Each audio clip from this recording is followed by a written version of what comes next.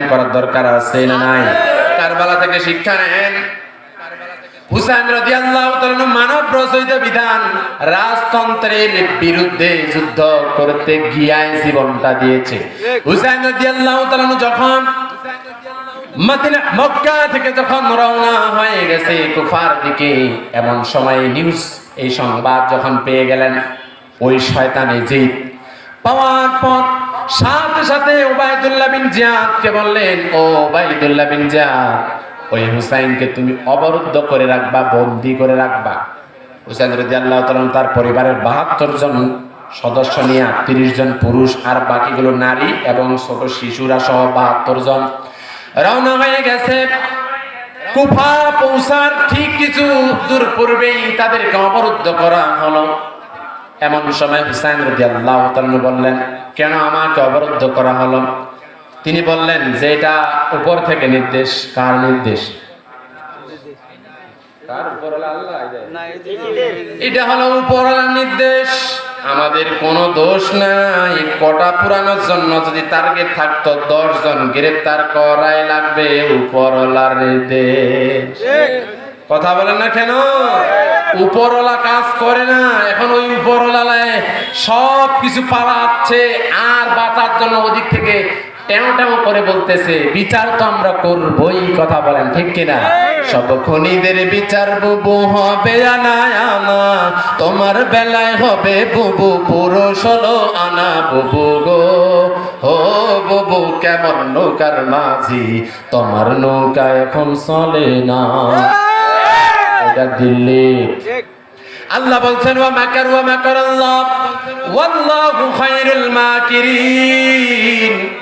আল্লাহ তাআলা বলছেন এই কাফের গোষ্ঠীরাও ষড়যন্ত্র করে, আল্লাহ তাআলা সুপরিকল্পনা করে।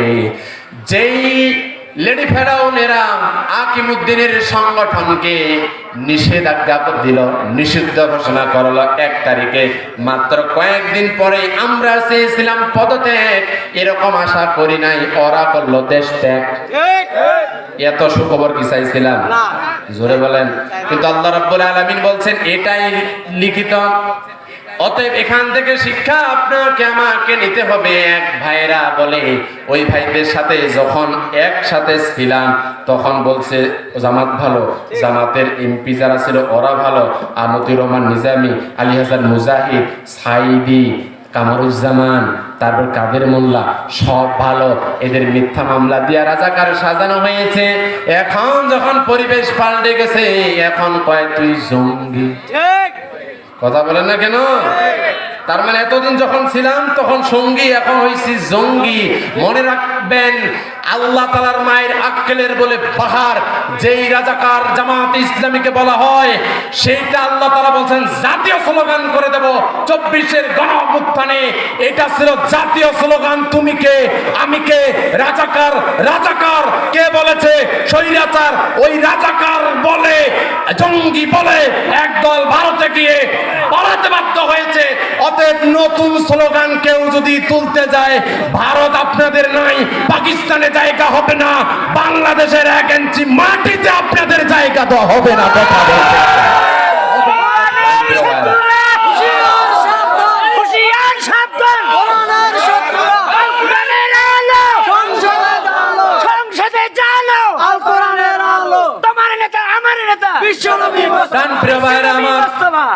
তাহলে আশুরা থেকে আমরা শিক্ষা নেই। হুসাইন রাদিয়াল্লাহু তাআলা কারবালার প্রান্তে জীবন দিয়ে দিয়েছেন। ঘটনা আমি না বলে আমার সংক্ষিপ্ত আলোচনার দিকে যে মূল পয়েন্ট, কারণ ঘটনা সারা জীবন শুনছেন। এখানে অনেকে আছেন ঘটনা শুনে কান্না করছেন, করেন নাই? জোরে বলেন। শিক্ষা কি নিছেন? শিক্ষা নিলে 92% মুসলমানের দেশে ইসলাম কায়েম হয়ে যাইতো। কথা বলেন ঠিক কিনা? আমাদের দেশটাতে 92% মুসলিম। গণতান্ত্রিক পদ্ধতিতে 51% যদি মুসলিম হয় তাহলেই তো কোরআনের আইন কায়েম হয়ে যাওয়ার কথা ছিল। কিন্তু 51% মুসলিমও নাই, যার কারণে কোরআনের আইনটা কায়েম নাই। কথা বলেন ঠিক কিনা? শুধু মুসলিমের মতো দেখতে, দাড়ি আছে, টুপি আছে, তারপর সুন্নতে খাতনা করছে আর গরুর গোশত খায়। এটার কারণেই তাকে মুসলিম শুধু দাবি করতেছে, কিন্তু ভিতরে মাল মেডিসিন কিছুই নাই, মোটরসাইকেলের মতো। কথা বলেন ঠিক কিনা? ওইটা দেখলে মুসলমানের মতো হবে কি? ওইটার মধ্যে ওই গুণটা নাই। তার বাস্তব প্রমাণ শুনেন। আপনারা হোমিও ওষুধ খাইছেন জীবনে? কেমন? হোমিও ঔষধের ওখানে ছোট্ট ছোট্ট সাদা বড়িগুলো দেয় কি দেয় না? জোরে বলেন না কেন? এটা হলো হোমিও বড়ি। আপনারা বলেন তো দেখি, আপনারা যারা কৃষক, ইউরিয়া সার চিনেন? জোরে বলেন। এই দুইটা মিল আছে না নাই? ইউরিয়া সারের দানা আর ওই হোমিও ওষুধের ছোট্ট সাদা সাদা যে দানাগুলো আছে দেখতে একই রকম, কিন্তু দুইটার গুণ আলাদা। আপনারা যদি ইউরিয়া সার হোমিও ওষুধ মনে করে খান, বলেন তো দেখি পেটে গন্ডগোল এবং অসুস্থ হওয়ার সম্ভাবনা কত পারছেন? জোরে বলি কত পারছেন? তার মানে ওই হোমিও ঔষধের বড়ির মতো দেখাইলেই হবে না, ওই গুণটা তার মধ্যে থাকতে হবে। শুধু দেখবেন আর খাবেন তা হবে না। মুসলমানের মতো দেখতে হলে হবে কি, ওইটা প্রকৃত হোমিও ঔষধের বড়ি না, ওইটা ইউরিয়া সার। এরকম ইউরিয়া মুসলমান আছে না নাই? ভরে গেছে, ভরে দেশটা। আমার এই জন্য কি আমরা মুসলমান ইউরিয়া সার হব না হোমিওপ্যাথিক হব? তাই বলে আবার ভাইবেন না যে হোমিও ওষুধ হবা কইছি, এটা শুধু বোঝাই না। প্রাণ প্রিয় ভাইরা আমার, লক্ষ্য করুন, ইসলামী হুকুমত কায়েম করার মূল লক্ষ্য ছিল হুসাইন রাদিয়াল্লাহু তাআলা নূর। এখান থেকে শিক্ষা নিতে হবে যে হুসাইন রাদিয়াল্লাহু তাআলা নূর কোরআনের আইন কায়েমের জন্য নিজের জীবনটা উৎসর্গ করেছে। অতএব দিন কায়েমের জন্য আমরা হয়তো জেলে যেতে হতে পারে, আমাদের হয়তো মামলা খেতে হতে পারে। আমরা কি প্রস্তুত আছি? ইনশাআল্লাহ আল্লাহ কবুল করুন। তবে ওই সুযোগটা এখন কম, আগামীতে আসার সম্ভাবনা আছে না নেই? কখন আছে শুনেন। আল্লাহ বলছেন, রাব্বুল আলামিন বলছেন, ইল্লা তাগফিরু ইউআযিবকুম আযাবান আযীমা। সূরা তাওবা 39 নম্বর আয়াতের মধ্যে বলেছেন, এ মুসলমান বান্দারা, ও ইমানদার বান্দারা, এখন যদি তোমরা দিন কায়েমের আন্দোলনে বের না হও, যদি তোমরা বের না হও, তাহলে তোমরা কঠিন আযাবের মধ্যে পাকড়াইত হবে। আল্লাহ আপনাকে আমাকে পাকড়াও করবেন। আপনি হয়তো মনে করছেন আমি কি দিনের কাজ করি না, কিন্তু যেইভাবে দিন ইসলামের কাজ করার কথা আমরা সেইভাবে করি না। আমরা এখনো বসে আছি, অলসতা আমি যায় না, মনে করছি যে বিরাট কিছু অর্জন করেছি, ইসলামী হুকুমত কায়েম হয় নাই। অতএব প্রাণপ্রিয় ভাইরা, আমাদের বসে থাকলে চলবে না, মাঠে ময়দানে ব্যাপক আকারে দাওয়াতি কাজ প্রচার করতে হবে। ব্যাপক আকারে দাওয়াতি কাজ প্রচার করা লাগবে। হয়তো ভাবছেন 5 আগস্টের পূর্বেই তো কত আন্দোলন করলাম, কতদিন বাসায় থাকতে পারি নাই, ওই মেশিন ঘোড়া, ওই গোয়াল ঘর, ওই বাঁশের ঝাড়, এই জায়গায় ঘুমাইতে হয়েছে। আপনি হয়তো বলবেন এত কিছু করলাম। আল্লাহ রাব্বুল আলামিন বলছেন, শোনো, ওই সূরা তাওবা থেকে তোমরা শিক্ষা নাও, তোমরা কিছুই করো নাই, ওই সূরা তাওবা থেকে শিক্ষা নাও। 3 জন ছিলেন সাহাবী, কাব বিন মালিক রাদিয়াল্লাহু তাআলা আনহু, হেলাল বিন উমাইয়া, মুরারা বিন রাবি রাদিয়াল্লাহু তাআলা আনহু। এই 3 জন সাহাবী, যে 3 জন সাহাবীর মধ্যে 2 জন সাহাবী হলো বদরের যুদ্ধে অংশগ্রহণকারী 2 জন সাহাবী, আরেকজন সাহাবী হলো উহুদের প্রান্তে অংশগ্রহণ করা সাহাবী। যেই বদরের প্রান্তে মুসলমান ইমানদার সৈন্য সংখ্যা ছিল 313 জন, তার মধ্যে শহীদ হয়েছে 14 জন, থাকে 299 জন। আপনি সিরাত বিশ্বকোষ খুলে দেখবেন, এই সিরাত বিশ্বকোষের মধ্যে আপনি পাবেন ওই 299 জনের একজন বাকি নাই যারা মাইর খায় নাই, যাদেরকে ব্যান্ডেজ করা লাগে নাই। এমন হয়েছে কারো মাথা ফেটে গেছে, হাত ভেঙে গেছে, শরীরটা ফেটে গেছে। ওই সাহাবীদেরকে সবাইকে ব্যান্ডেজ করা লাগছে।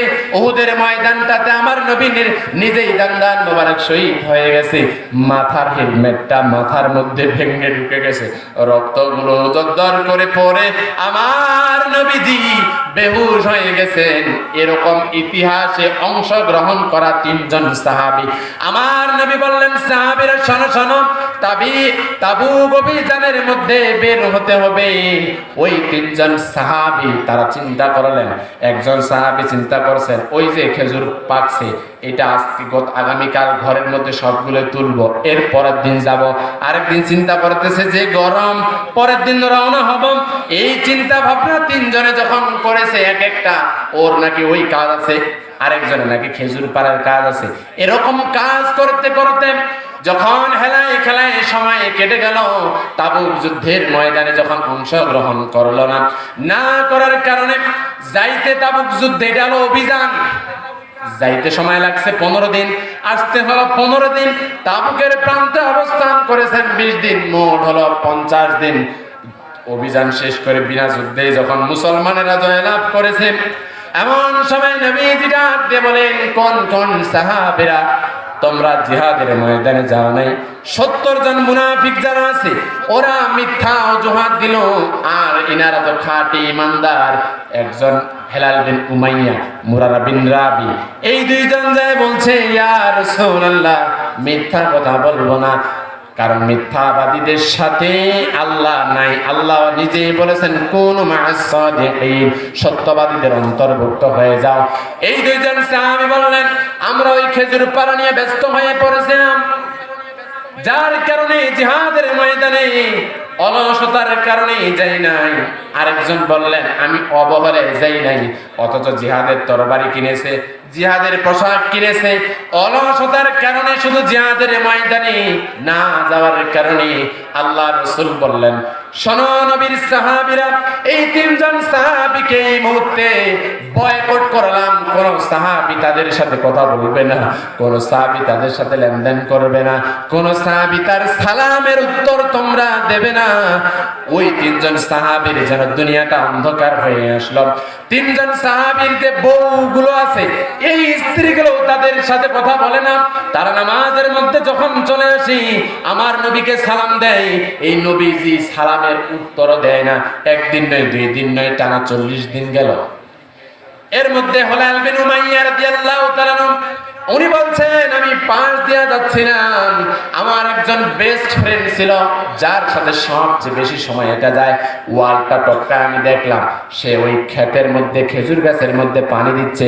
আমি বললাম, এ ভাই, তোমাকে যে সালাম দিলাম সালামের উত্তর দাও না কেন? ফিরেও তার দিকে তাকায় না, কারণ আদেশ হলো রাসূলুল্লাহ। বয়কট তো কেমন বয়কট, কেউ কথা বলতেছে না।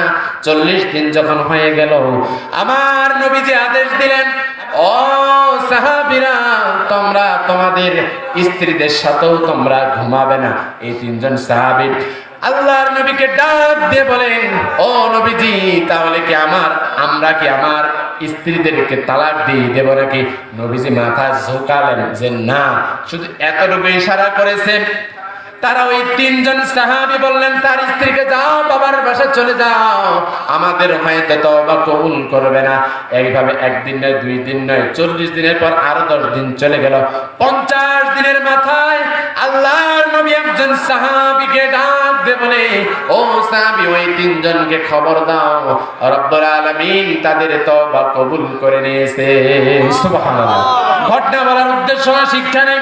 যেই সাহাবীরা বদরের প্রান্তে অংশগ্রহণ করলো, উহুদের প্রান্তে অংশগ্রহণ করার পর শুধু তাবুক যুদ্ধে যায় নাই, তাদেরকে যদি বয়কট করা হয়, আপনি আমি কিসের সংগঠনের কাজ করেছি, কিসের দিনের কাজ করেছি? কয়েকদিন আপনি আন্দোলনে গেছেন, কয়েকদিন মিছিলে গেছেন, কয়েকদিন প্রোগ্রামে গেছেন, এতেই আপনি যদি বলেন এত কিছু করলাম, আপনি আমি কিছুই করি নাই। কথা বলেন ঠিক কিনা? প্রাণপ্রিয় ভাইরা, অতএব এই কথা বলার কি সুযোগ আছে? অতএব মাঠে ময়দানে দাওয়াতি কাজ করতে হবে, সমস্ত মুসলমানদেরকে কমিটির আওতায় নিয়ে আসতে হবে, মা বোনদের মহিলা জামাতের মাধ্যমে কমিটিতে নিয়ে আসতে হবে, ছাত্রী সংস্থার মধ্যে নিয়ে আসতে হবে, ছাত্র শিবিরের মাধ্যমে নিয়ে আসতে হবে, শ্রমিকেরা শ্রমিকের মাঝে নিয়ে আসবে, আলেম ওলামাদের কমিটিতে নিয়ে আসতে হবে দিন কায়েমের জন্য। কথা বলেন ঠিক কিনা? ইতিমধ্যে স্লোগান উঠে গেছে, স্লোগান হলো এদেরকেও দেখছি, এবার দেখবো দাড়ি পাল্লায়। জোরে বলেন, কি পাল্লা? মার্কাটা কি? আরো জোরে, জোরসে বলো। সুফি ভাইয়ের